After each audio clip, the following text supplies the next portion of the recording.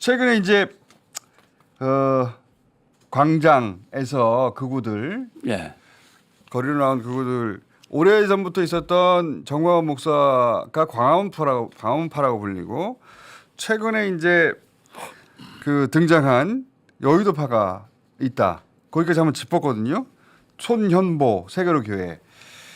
이 두 양반이 갈라진 이유가 지난번에 설명하시기를 이 정통 보수 교계가 정광훈을 일종의 행동 대장으로 내세워가지고 예. 교세를 좀 확장하려고 하다가 예. 정광훈 본인이 지금 스스로 이거 돈도 되고 사람도 모이니까 다 물러서 내가 다 먹을 거야. 그렇죠. 이렇게 돼버리자 소년부라고 하는 새로운 인물을 내세워서 파일을 가져가지고 있다. 여기까지 하셨거든요.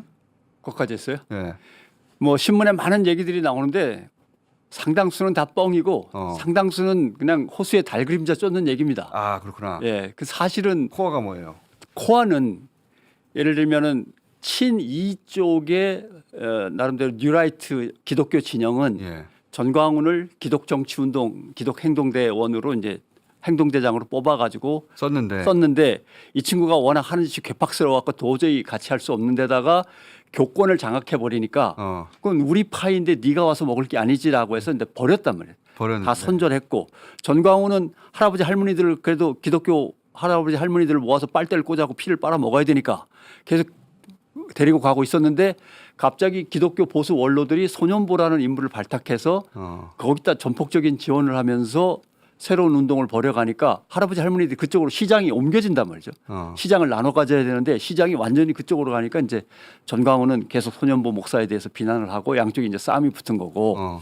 근데 먹을 게 뭐가 있다는 거예요, 거기? 그 아니, 돈이 얘기했잖아요. 뭐 맨 처음에 기독청 3조 원을 모아가지고 로마 바티칸에 버금가는 개신교청을 서울에 만들어야 된다부터 시작을 해서 그다음에 얼마씩 내시면은 나중에 월 100만 원의 새삼 국민연금으로 여러분께 돌려드립니다. 이게 돈이 되는 거죠, 이게. 예. 자유마을을 만들 텐데 자유마을에 들어오려면 자유일보 자기 아들 딸이 하는 거 신문 구독해야 되고 그다음에 카드 만드시고 핸드폰 알뜰폰으로 바꾸시고 수수료는 제가 갖고 그런 사업이 한 10개 정도 된단 말이죠. 많아요. 종교 사업가죠. 그렇죠. 예. 완전히 뭐 다단계 또는 뭐 거의 사기에 가까운 그런 이제 영업들을 하고 있는데 문제는 소년부라는 인물을 보셔도 그렇고 전광훈이라는 인물을 보셔도 그렇고 그렇게 전국을 아울러서 조직적으로 뭔가를 할 수 있는 인물들이 아니에요. 예. 그 뒤에 누가 있느냐가 문제죠. 그렇죠. 그 뒤에가 이제 두 개의 갈래가 있는데 하나는 김진홍 목사와 김승규 전 국가정보원장 등등 친이 쪽에서 옛날에 자리를 잡았던 사람들이 다시 복귀하는 거죠. 여태 친일이라는 이명박 얘기하는 거예요. 예. 또 찔기다. 아유, 갈 데가 없잖아요, 어차피. 그 이명박 시절에 박정희가 그랬듯이 기독교계를 끌어들이기 위해서 그렇죠. 움직인 인물이 그런 인물들인데 그 사람들이 한 달 전에 만든 것이 자유민주시민연대. 라고 하는 걸 만들었어요. 여기에 국민의힘 의원들 잔뜩 가고 황교안도 가고 이제 다 했던 거죠. 자유민주시민연대를 검색하면 내가 자꾸 뜨더라고. 왜? 자유. 시민 들어갔잖아, 시민. 자, 띄우면 안 된다. 붙여야 된다. 바싹. 근데 문제는 그러면 소년부 들어갔어요, 이참에 여기. 소년부의 세이브 코리아라는 전국을 돌고 있는 그 엄청난 규모의 기도회는 어떻게 기획되고 조직되는가? 이게 이제 제일 돈이 또 궁금한 어디서 문제죠. 나오고. 예. 이것도 눈물 없이 할 수 없는 얘기인데 그 박근혜 전 대통령이 탄핵이 막 시작될 때 그때 서울대에서 추르포러스라고 트루스 포럼. 추르스 포럼. 예. 예. 지금도 있죠. 지금도 있죠. 예. 추르스 포럼이라고 하는데 추르스 포럼은 이게 또 어려워요. 캠과 뱀을 이해해야 되는데 이건 간단히 얘기하면 여의도 큰 교회의 서울대 대학생 모임이고 교수 모임인 거예요. 예. 거기에서 다니엘 기도회라고 하는 기도회로 매일 모였는데 거기에서 뭐가 조직됐냐면 박근혜 탄핵 때 탄핵 반대 서울대인 모임이라는 게 결성이 돼요. 그게 추르스 포럼으로 나중에 발전되는 겁니다. 들어봤어요. 그게 이제 조국 사태 때도 엄청나게 조국 사태 때 이제 예. 탄력을 또 받아갖고 한 번 더 확. 예. 그리고 그거에 이제 탄력을 받아갖고 고려대가 조직이 되고 이화여대가 조직이 되고 저쪽에 보수 신학대학인 총신대학이 조직되고 하면서 전국으로 퍼져요. 그걸 추르스 얼라이언스라고 합니다. 추르스 동맹. 왜 다들 영어로 쓰는지 모르겠어요. 잘 모르겠어요. 근데 사실은 대학생은 몇 명 안 되고 박사과정, 석사과정에 있던 40대, 30대도 상당히 많습니다. 어. 그리고 또 졸업생이 아닌지 모르겠는 분도 많았어요. 왜 그 기억하시는지 모르겠는데 조국 사태 때 서울대생들이라면서 모이면 쫙 앉아가지고 집회하는데 보니까 보면 할아버지 할머니들이 50대, 많죠. 60대인 것 같은데 그런 그런데 분들 거기가 추르스포럼에서 했던 또 거죠. 하나의 문제는 이 사람들이 나이가 들면서 예. 이제 학생도 아니고 젊은 청장년도 아니잖아요.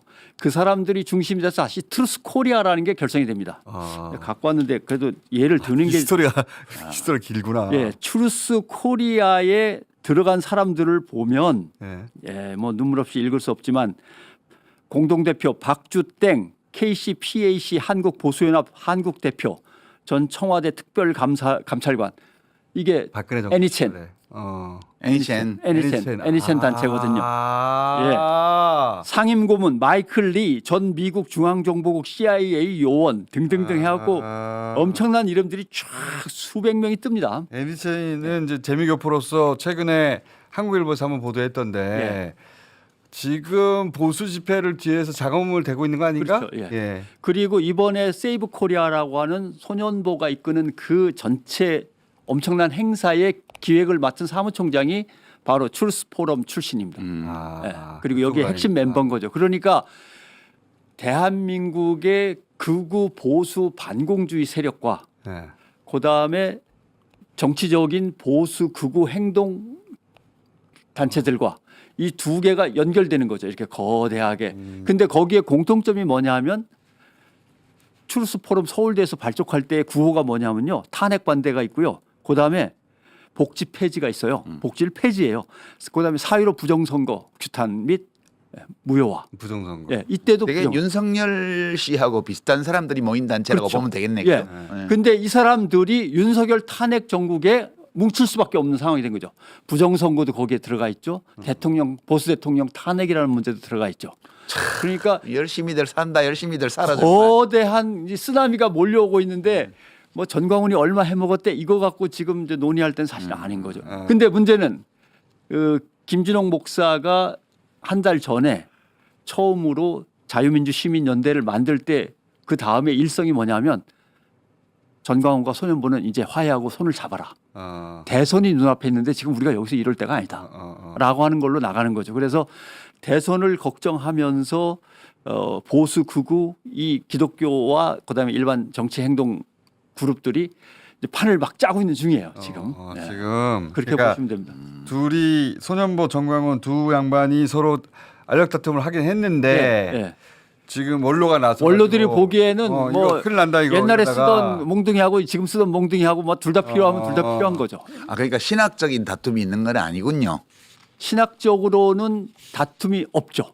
예. 아니, 난 또 이게 우리 옛날에 80년대 운동권에 예, 예. NLP NLP, 논쟁처럼 어떻게 이 사회를 바꿀 것인가. 그 정도까지 깊이 안 들어가는 것 같아요. 그러니까 그럼 노선 투쟁이 있는 건 아니고. 노선 투쟁은 하나로 통일돼 있습니다. 신학적인 노선 투쟁은 목사님들이 부인하겠지만 세대주의와 신사도주의라고 하는 겁니다. 뭡니까? 세대주의라고 하는 것은 예를 들면 예수 이전 세대, 예수 다음 세대 뭐 이런 식으로 나누듯이 세대별로 기독교의 목표가 달라질 수밖에 없다. 방법도 달라지고.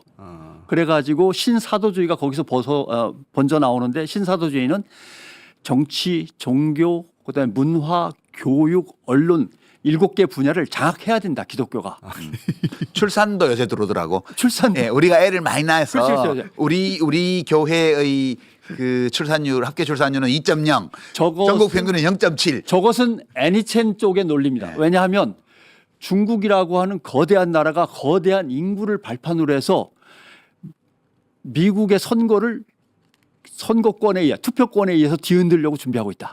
이 음모론이거든요. 선현보 목사 강론에 그거 나오던데. 출산율 그렇죠. 차이가 그러니까 중요하다고. 그런데 미국의 우방 국가들의 민주적인 선거도 중국인들이 표수로 밀어붙이려고 그런다. 쪽수로. 그게 지금 헌재에서 네. 윤석열 변호인단이 외치고 있는 거예요. 그래요? 예. 외치고 있는 건데. 근데 김진홍 목사도 자유민주 시민연대를 출범시키면서 네 가지 구호 중에 하나가 헌법재판소 제도의 폐지예요.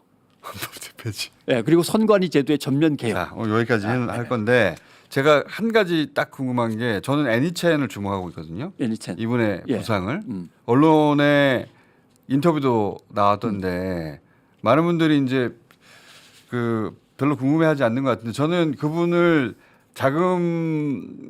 자금줄 공화당의 제일 큰 자금줄이죠. 예. 미국에서는. 자금줄로 보고 있고 예. 이분이 지금 벌어지는 각종 집회에 자금을 대고 있는 것으로 그거는 이제 기자들이 취재할 바로 예, 핵심 영역인데 부분입니다. 이분이 예. 언제부터 여기로 돌아온 거예요, 대체? 애니첸이 한국에 그리고 저는 직접적으로 김건희 개입한 거는 씨하고도 2016년, 2017년. 그래요? 예. 그때부터. 예. 그리고 애니첸이 미국에서 가장 중요한 역할은 공화당을 위해서 중국과 소련, 러시아 세력 등등이 항상 미국을 노리면서 선거에 개입해서 부정선거를 일으키려는 음모를 꾸미고 있다라고 하는 걸 미국에 퍼뜨리고 그걸로 인해서 트럼프가 표를 얻어가는 것이 애니첸의 기본적인 사명이죠. 이분이 저는 김건희 씨하고 연결돼 있다고 보거든요. 예. 매우 강력히 의심하는 바에 강력히 의심하는 바입니까? 여러 가지 정황들이 있긴 근데 한데 기자들이 이런 얘기를 던지면 그때부터 막 야 저거 해야지 하면서 미친 듯이 달려들어야 되는데 기자들이 안 달려. 이런 거는 겁내. 언론사들이 안 달려든다는 게 문제죠. 겁내합니다. 아 이런 거는 안 해요. 예. 품만 들고 품만 들고. 무섭잖아. 돈도 안 생기고 그런 거는 안 하죠. 자, 저는 관심이 많습니다. 예. 자,